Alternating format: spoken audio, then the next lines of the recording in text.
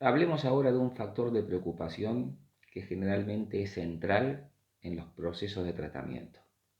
Me refiero al fenómeno de la recaída, porque aquel que está haciendo un tratamiento para superar el problema del consumo de drogas busca no volver a consumir, y lo mismo pasa con la expectativa familiar y la expectativa del equipo de trabajo, del terapeuta o la institución donde está. Veamos 6 elementos propios de la recaída en drogas.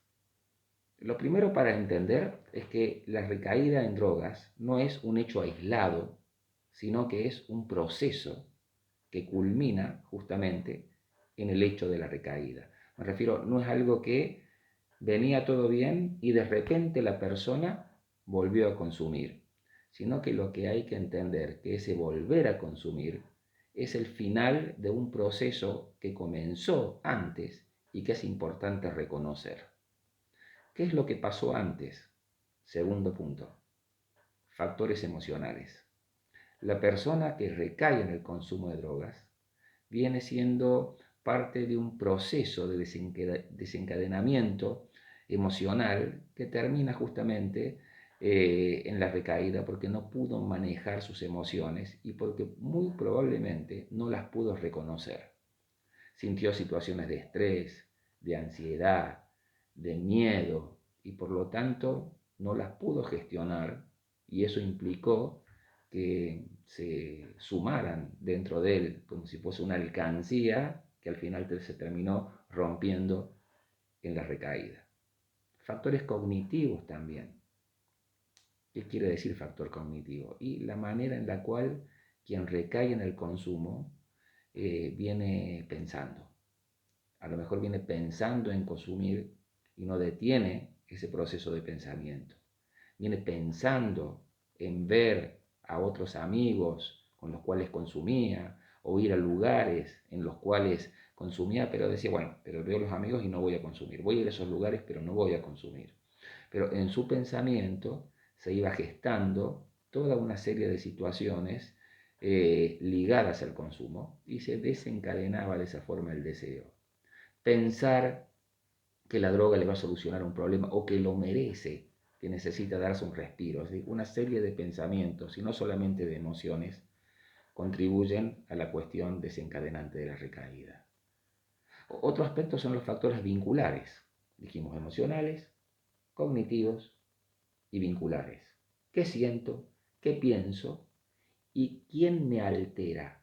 Es decir, las personas que recaen en drogas suelen venir teniendo un tipo de relación con un ser querido, con alguien muy cercano, la familia, la pareja, gente del trabajo, amigos, etcétera, relaciones que van alterando su estado de ánimo y que no son tampoco gestionadas en el sentido de que no son habladas con estas personas.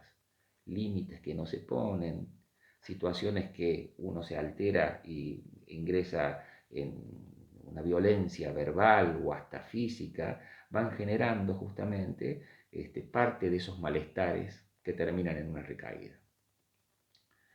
Por otro lado, cuarto punto, suele haber una planificación semiconsciente de la recaída.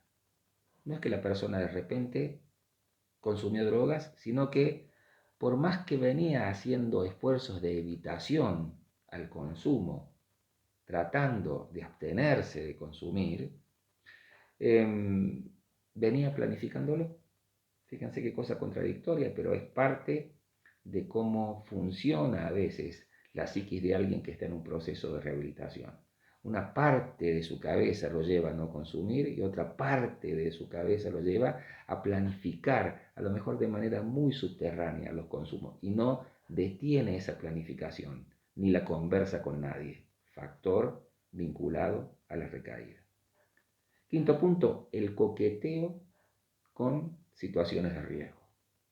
Las personas que consumen drogas, que han tenido una historia de consumo de drogas, saben cuáles son las situaciones que les facilitan volver a consumir. Algunas mencionamos, relaciones con otros consumidores, lugares, pero hay personas que tienen a lo mejor cierta música que le activa, escuchan música y eso le activa el deseo de consumir. ven una película que le activa el deseo de consumir.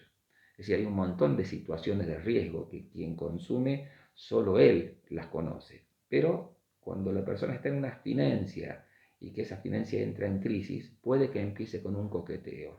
Se acerca a situaciones de consumo diciendo no voy a consumir. Sin embargo, en ese coqueteo también se va aliviando, pero llega un momento que le falta más y ahí viene la recaída.